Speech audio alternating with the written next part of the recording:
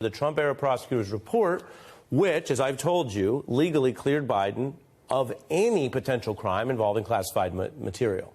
Declined to charge. Same result as, say, Mike Pence. But in places, that report, as I bet you've heard, unloaded on the president because he had said he didn't remember certain things.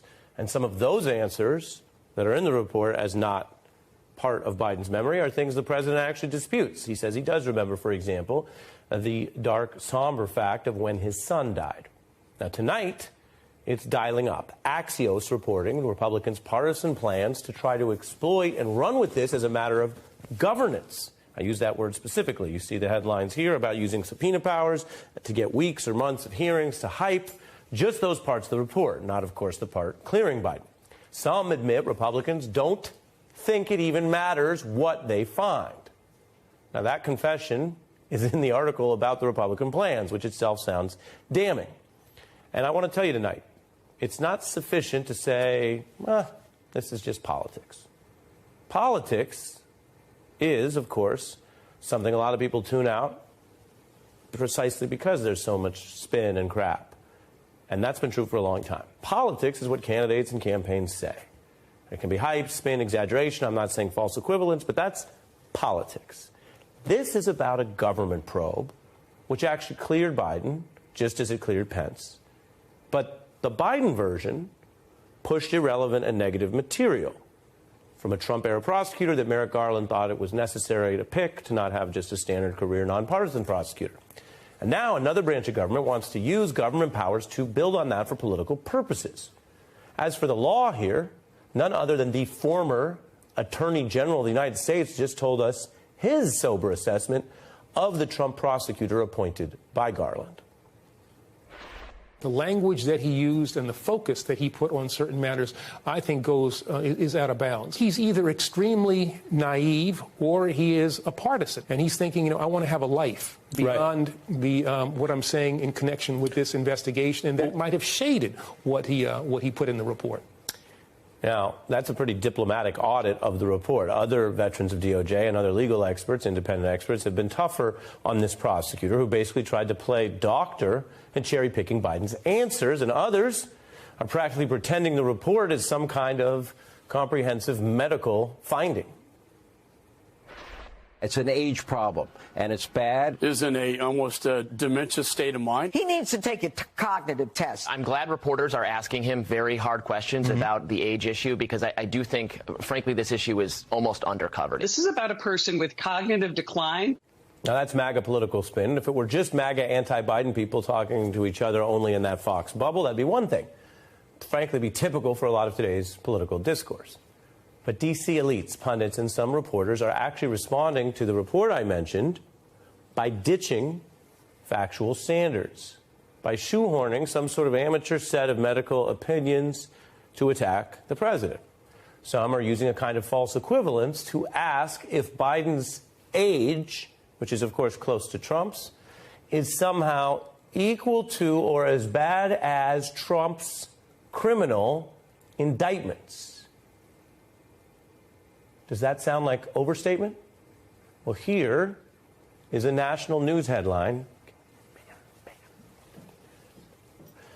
from, as you see, CNN. Is Biden's age now a bigger problem than Trump's indictments? Let me read that again. It's the red item there with the arrow. You're watching MSNBC, but I'm showing you CNN's banner for a reason. Is Biden's age now a bigger problem than Trump's indictments? The answer, substantively, is, of course, no. This is a news channel I'm showing you there. News shapes views. It can shape politics. It's not supposed to drive you towards some certain outcome. I'm certainly not trying to do that. But I want to show you a question this dumb and lopsided does shape views in a way that might be distortive. So let me answer the question posed here by that particular program. No, getting older is not a bigger problem or a similar problem to being indicted several times over hard criminal evidence. Now, whatever the reasoning or the motives, this is a sampling of the kind of D.C. groupthink that I've actually told you about before. The same elites talk to each other. They operate in a beltway bubble. And now, this week, it's snowballing into something where a long-sought report finding no criminal wrongdoing is being treated by some, and I emphasize some reputable outlets and reputable people. I'm not saying they're all terrible forever. I'm not a black and white type of reporter, quite frankly, but they're wrong on that headline. It's now being treated as some sort of symbol for a partisan spin about a topic that is already fairly well known, that both leading candidates are on the older side. President Biden facing new questions about his age and whether he's up for another term. Is it too late for Democrats to change horses? There have been long-standing, mounting questions about his age and mental sharpness. The issue of age seems to continue to linger. Don't try to convince people that he's not old, because he is. Yes, this issue of age is lingering. Now, again, it is not out of bounds. In campaigns, particularly for the White House, there is a rigorous vetting process that involves all sorts of things that voters might care about. Biden obviously earned that trust last time. He is not beyond those same questions this time. Neither is the leading Republican candidate, both of whom are similarly aged. But when you see that one-sided response coming out of this DOJ report, including some people coming out of the news side, you can see something is up here. And I'll tell you, some of these folks are getting audited by knowledgeable people. I want to share with you something from a longtime D.C. observer, Judd Legum, who just wrote an account which methodically goes through how the New York Times, as one example, has been covering this. And I'm going to quote it for you at length. Quote, "The Times published 30 stories about Biden's alleged memory issues over those 4 days since the report. The story covered by 24 reporters, 4 opinion columnists, and the editorial board. The DOJ report there from the Trump prosecutor, quote, legally clearing Biden was described as a political disaster, a political nightmare, a new political crisis, a political mess. The paper said the report inflicted searing political damage. It placed Biden's advanced age back at the center of America's political conversation and constituted a, quote, gift to Republicans. Opinion columnists with no medical credentials said Biden showed, quote, signs of senescence, suggesting he was sliding, quote, into dementia. Another said her report proved Biden should not be running for re-election. The editorial board described that report, I should say, ominously as a, quote, dark moment for the Biden presidency. Legum goes on to write, only one of those 20-plus stories mentioned a key fact. Her is completely unqualified to render a judgment on Biden's mental capacity. End quote. Now, that's one influential outlet's coverage, one that does set agendas. And by the way, the Times not widely seen as pro-Trump or anything.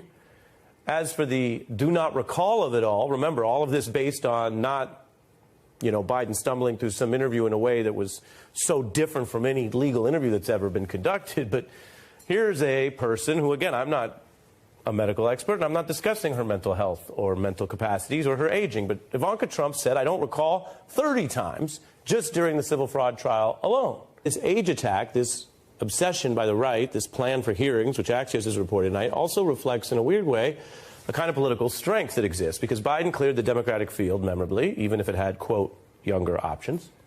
He beat Trump handily.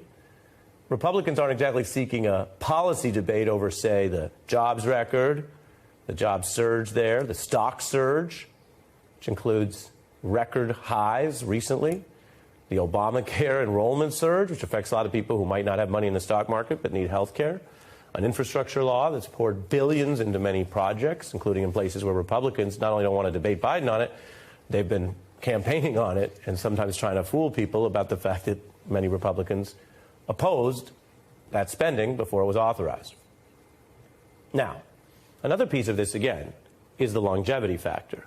Donald Trump and Joe Biden are unusual in that they have been famous for decades. If they'd started even earlier and happened to be even younger, there still might be a fatigue there. If you contrast that to other political stories, Kennedy, Clinton, Obama, these are individuals who popped up on the national scene and then won the presidency in a matter of years, certainly under a decade, if you talk about not news junkies, but random voters being aware of who they are. Well, random voters have known about Trump and Biden forever. As Outcast would say, forever, ever? So, there's also a political fatigue here. But that doesn't mean that the fatigue, which might exist and might hurt Biden or Trump or both of them, should turn into ageism or these weird speculations about how old either of them are. But we have these two candidates who in many measures are unpopular, and as I've told you, the fact they've been around for decades and run against each other before may not help them. There's no reason to think they're going to be more favorably viewed if they keep sticking around forever. But if you live long enough, yes, people will come at you for it. Remember the questions raised about the politician I just alluded to, then President Reagan. Like Biden, when he was running for re-election, age was a campaign issue. I don't think it was necessarily shoehorned into a government report like this. I don't know that the opposing party was doing what Axios says Republicans are about to do, but age was an issue. And facing that question, was he going to live long enough to become a villain based on this? Well, you may remember how that widely seen as charismatic leader turned the age question into a political moment that helped him. I will not make age an issue of this campaign. I am not going to exploit for political purposes my opponent's youth and inexperience.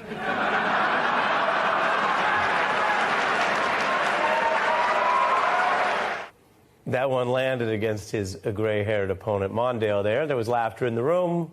There was a collective sigh around the country. There was a sense, not on partisanship, but just on general views that Reagan at the time was not too old.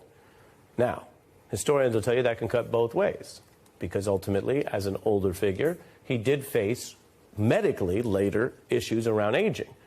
But he was reelected with 49 states. And the question about medicine, just as with journalism, would be, are you working off facts and evidence and take that in? And if you want to vote against someone for any number of facts that you gather, great.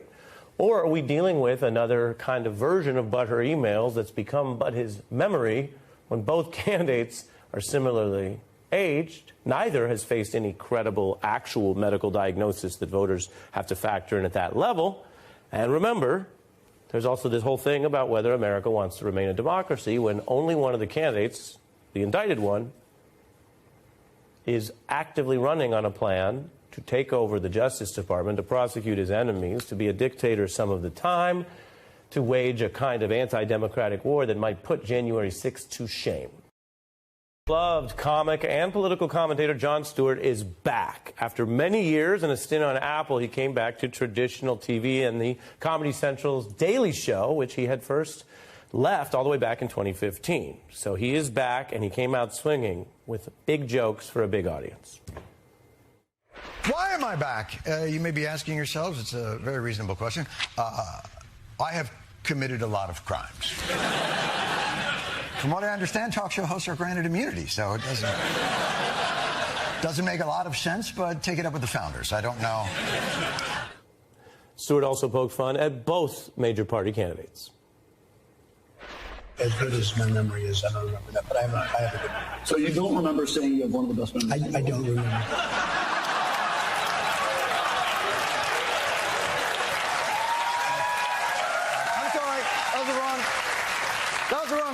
That's the high-functioning candidate. He also went after the president. Jason Kelce or Travis Kelce? Mama Kelce. I understand she makes great chocolate chip cookies. Fire everyone. Everyone. How do you go on TikTok and end up looking older? I mean, that's his take. And again, all's fair in most jokes. Stewart also ended with a nod to something we have discussed tonight. All of this political intrigue and sometimes irresponsible punditry about the fact that both candidates are on the older side. They are the oldest people ever to run for president, breaking by only 4 years the record that they set. The last time they ran.